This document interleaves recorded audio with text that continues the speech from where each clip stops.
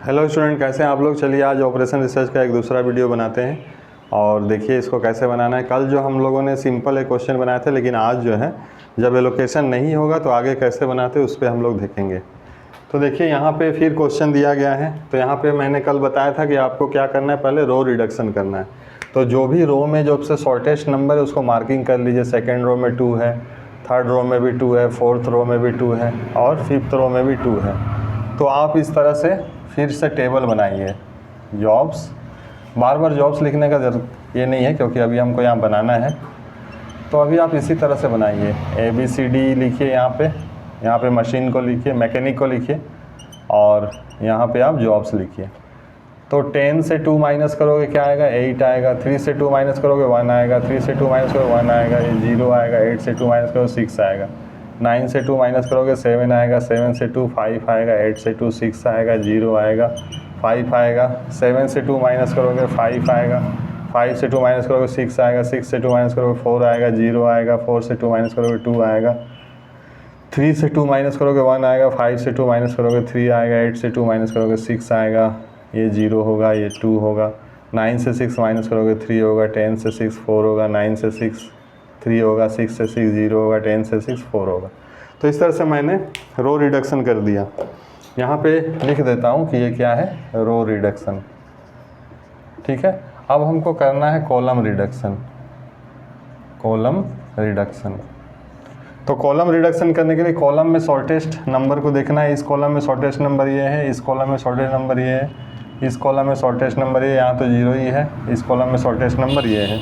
तो अब हम लोग कॉलम रिडक्शन करते हैं। तो कॉलम रिडक्शन करने के लिए भी इस तरह से आप उसको लिख लीजिए। 1 2 3 4 5 जॉब्स को लिख लीजिए। मैकेनिक को यहाँ लिख लीजिए ABCD। कॉलम में 8 सबको 1 माइनस करना है, 6। यहाँ 4 हुआ, ये 0 हुआ, ये 2 हुआ, ये 0 हुआ, ये 4 हुआ, ये 2 हुआ, ये 2 हुआ, यहाँ पे 3 हुआ, यहाँ पे 0 हुआ। 6 से 1 गया 5 हुआ। 4 से 1 3 हुआ। 6 से 1 5 हुआ, ये आपका 2 हुआ। ये तो पूरा 0 ही आप लिख दीजिए इसको। यहाँ पे 2 माइनस करना है। 6 से 2 4, 5 से 2 3, 2 से 2 0, 2 से 2 0, 4 से 2 2। अब आपको एलोकेशन करना है। तो एलोकेशन करने के लिए एक चीज़ ध्यान देंगे कि एलोकेशन का एक अलग टेबल ही बना लीजिए, क्योंकि ये फिर गलत हो जाता है। अब हम लोग यहाँ पे एलोकेशन करने जा रहे हैं। थर्ड नंबर में एलोकेशन, एलोकेट करेंगे कि कहाँ पे 0 आ रहा है। तो एलोकेशन करने के लिए इसको फिर से आप जो है लिख लीजिए। 1 2 3 4 5 ABCD E। तो यहाँ पे इसको पहले कॉपी कर लो।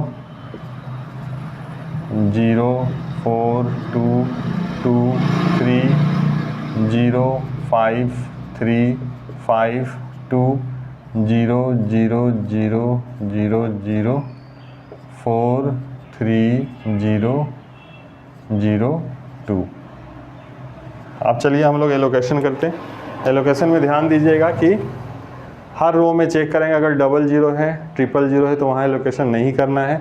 जहाँ सिंगल 0 हो वहीं एलोकेशन करना है। तो यहाँ पे ट्रिपल 0 है, एलोकेशन नहीं करेंगे। सिंगल 0 यहाँ एलोकेशन करेंगे। और इसके लाइन में वर्टिकल या कॉलम वाइज कहीं भी 0 होता है तो उसको कट कर दीजिए। इस तरह से कट कर दिए। अब यहाँ थर्ड नंबर पे आइए, यहाँ एलोकेशन ये हो गया। वर्टिकली और कॉलम वाइज कहीं भी 0 कट कर देंगे। फिर यहाँ पे ये बचा, इसको एलोकेट कर दिए। वर्टिकली कॉलम वाइज कोई 0 यहाँ नहीं है। अब यहाँ E का तो एलोकेशन हो ही नहीं पा रहा है, यहाँ का तो E कट हो गया है और A का भी एलोकेशन नहीं हो पाया। तो फिर से हमको फर्दर आगे बनाना पड़ेगा। हमको वर्टिकली और कॉलम वाइज 0 को रिजेक्शन करके आगे और प्रोसेस करना पड़ेगा। तो देखिए उसके लिए हमें क्या करना पड़ेगा। तो इसको जो है आप हटा दीजिए क्योंकि यहाँ एलोकेशन नहीं हो पाया है।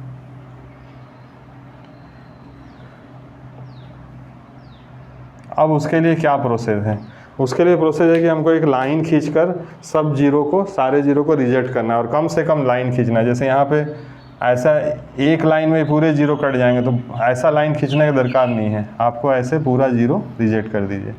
अब यहाँ 2 जीरो है, तो इसको कैसे रिजेक्ट करना अच्छा रहेगा, ऐसे रिजेक्ट करना ठीक रहेगा। यहाँ भी 2 जीरो, यहाँ भी ऐसे दिख रहे हैं, तो ऐसे इसको रिजेक्ट कर दीजिए।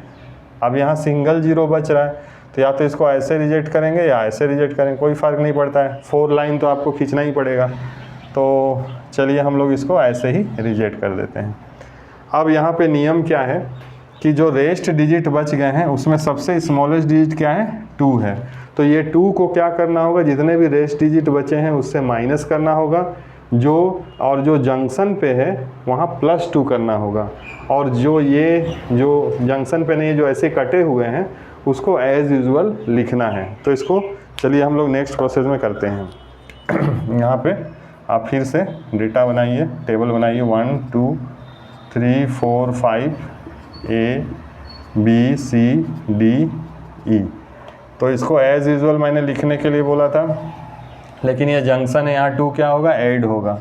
ये भी जंक्शन है, यहाँ भी 2 ऐड होगा।